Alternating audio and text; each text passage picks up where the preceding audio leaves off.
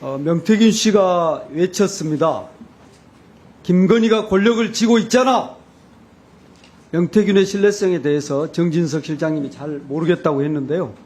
이 말이 틀렸으면 명태균 씨 믿을 수 없고 이 말이 맞으면 명태균 씨 말에도 들을 만한 것이 있다고 봅니다.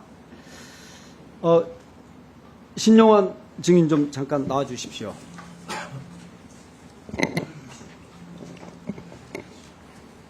예. 지난 윤석열 대선 후보 캠프에서 일하셨죠? 네, 정책총괄 지원실장을 했습니다. 예, 정책지원총괄실장 함께 일한 분들 보니까 실무자 중에서는 어떤 최고위급 인분들인 것 같은데 맞습니까? 네, 이 자리에 계신 분들도 있고요. 또 뭐 장관, 차관, 수석, 비서관, 예. 의원님들. 그렇더군요. 그래서 이제 윤석열 후보와 캠프에 관한 중요 사항에 대해서는 대부분 공유하고 있었던 거죠. 뭐 제가 최고 지위는 아니지만 실무적으로 실행을 하는 일은 많이 공유를 했습니다. 2022년 3월 9일 제20대 대선 당일에 오전에 윤석열 캠프에는 초비상이 걸렸습니다. 네. 누가 캠프에 비상을 걸었습니까? 제가 그날 다이어리를 보니까 10시에 회의가 있었고 선거 당일이라서 아마 새벽같이 회의는 안 한 것 같고요. 그 투표율이 어르신들 투표율이 생각보다 낮다. 그리고 현장에서 출구해서 나오는 게 조금 이상하다라고 하면서 이제 굉장히 분위기가 투표 동료 전국적으로 취약 지역 이런 데 열심히 많이 해라라고 많이 동료가 있었습니다. 예. 그런 기억이 있습니다. 예, 또 캠프에 그 비상을 건 걸게 분은 된, 제가 직접 또, 들은 예. 거는 후보께서 직접 걸었다고 들었습니다. 후보가 직접 네. 후보가 직접 비상을 제가 건 후보님께 이유가 든 건 있습니까? 아니고 예. 네. 어떤 이유 때문이라고 보십니까? 아마 그 여러 가지 이제 취약한 게 있었는데 뭐 어느 한 가지 두 가지 뭐 여론조사만 갖고 되는 건 아니겠고요. 현장의 반응과 또 여러 가지 나왔던 데이터 그리고 출구조사에서 나오는 반응 이런 것들이 복합적이었을 텐데 아마 결과적으로 보면 명태균 씨 그 자료도 영향을 미쳤을 거라고 생각은 됩니다. 명태균 씨가 강혜경 씨에게 지시해서 만든 2022년 3월 8일자 네. 한 5천 명 정도 되는 네. 면밀 조사 보고서가 있습니다. 예, 그게 영향 미쳤을까요? 그 내용을 이제 보시면 그 일반 여론조사에서는 약 9% 정도 이기는 걸로 나옵니다. 그 투표할 사람들에 대해서.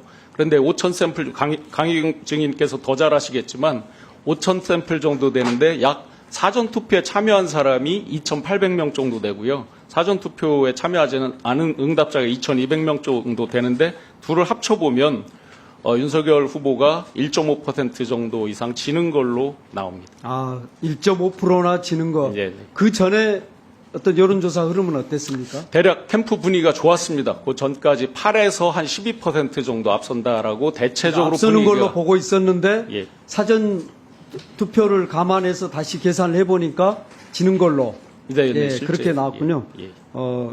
거기에 이제 비상을 걸게 한 핵심인데 강혜경 씨한테 잠깐 좀 질문하겠습니다.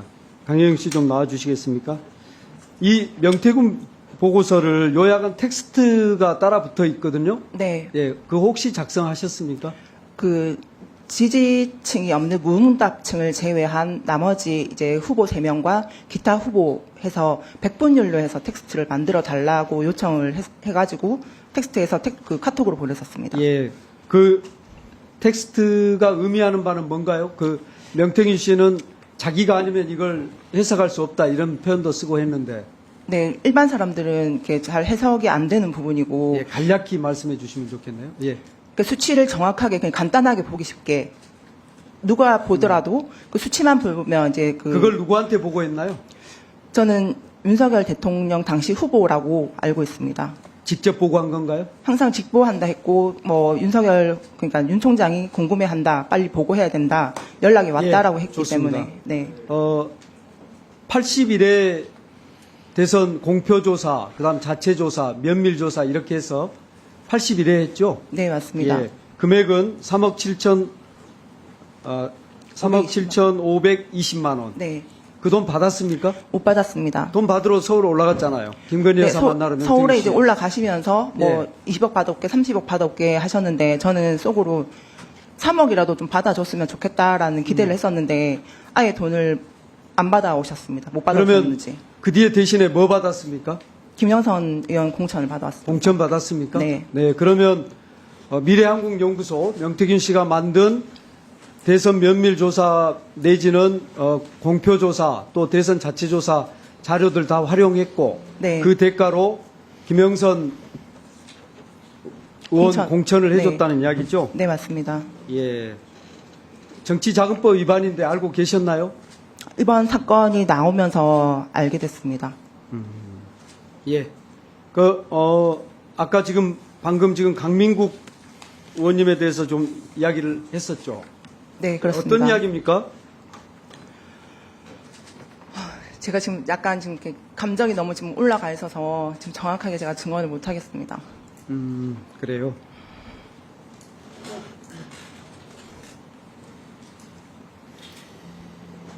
강민국 의원도 명태균 씨를 만났습니까? 네, 만난 걸로 알고 있습니다. 어디서 만났습니까? 정확한 지역을 모르지만 저희가 그때 시사 경남 때 구암동에 사무실을 소재를 하고 있을 때, 선거를 앞두고 만났나요? 예, 초선 이제 선거할 때 그때 명태균 대표한테 연락을 했고, 제가 알기로는 일단은 강민구 의원님과 그 외 1인이 같이 예. 명태균을 만난 걸로 알고 어떤 있습니다. 도움을 받았습니까? 강민국 의원은 명태균 씨한테. 정확한 내용은 모르지만 일단 저희가 여론조사를 해서 그 자료를 제공을 한 걸로 알고 있습니다. 예. 했었습니다. 알겠습니다.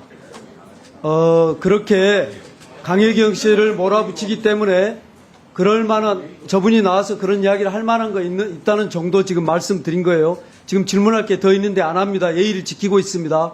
자극하지 마세요. 예, 수고하셨습니다. 예. 우리, 신영환 의원님. 예. 불법 선거 캠프가 가로수길에 있었죠. 화랑인가요? 의원님 죄송한데 아까 하나 제가 예. 아까 말씀하십시오. 이제 저보고 여론조사 자료를 어디서 어디서 했는지 참, 모른다라고 예. 해서 제가 그래서 순간적으로 모른다고 예 아까 아니로만 말씀하셨는데, 하라고 그래서 예. 그냥 예. 충분히 말씀해 주십시오. 네네. 아울러서 불법 네네. 선거 캠프 네네네. 제가 자료를 캠프 내에서 받은 건 틀림없습니다.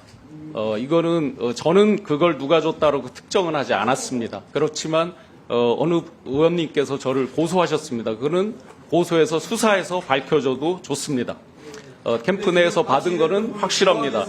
이유를 말씀드리면 첫 번째로 여론조사 전문 기관에 와서 브리핑한 적도 있고 저한테는 제가 만들 수도 없고 제가 만들 책임자가 아니기 때문에 제 손 안에 와 있어도 안 되는 거지. 그런 일반 주장이라면 그런 자료들이 이미 많이 와 있습니다. 분석 자료들입니다. 제가 그걸 만들 이유는 없습니다. 마지막으로 당일날 저는 대통령이 당선될 거에 대비해서 기자회견 Q&A 정책 부분을 쓰라고 그래서 85쪽을 쓰고 감수를 받고 후보님께 보고 드리는 그런 절차들이 정신이 없었습니다. 찌라시에서 그걸 아마 다운받았다고 그렇게 하려고 말씀하신 것 같은데 그럴 확률은 없습니다. 이건 수사에서 밝혀줘도 좋습니다. 예, 좀 전 질문 다시. 예. 아까 불법 선거운동 마지막으로 그거 좀 설명. 네, 강남 가로수길에 있는 화랑이라고 하는 건 저는 가본 적은 없습니다. 그런데 회의를 가면 빨리 뭐 좀 해줘. 이거 정책 자료 빨리 뭐 해서 TV 토론 백업 자료 이런 것들 해서 빨리 강남으로 가야 돼. 강남 모 화랑으로 가야 돼. 이런 얘기를 수도 없이 많이 들었습니다. 그러다가 어느 분이 너는 거기 가서 보고해봤니? 그래서 저는 그런 거 없는데요. 저는 후보님께 직접 거의 일주일에 2-3번 이상 대면하면서 자료를 보고 드리고 있었던 입장이기 때문에 그런 건 없습니다. 했더니 그 화랑에 아마 오너신지 그분을 소개해 줄까 거기가 굉장히 가까운데 그래서 괜찮습니다라고 한 적도 있습니다. 그게 답니다. 나머지는 취재 영역으로 아마 기자분들이나 다른 분들이 취재를 하시고 계시겠죠. 예, 알겠습니다. 네. 이상입니다.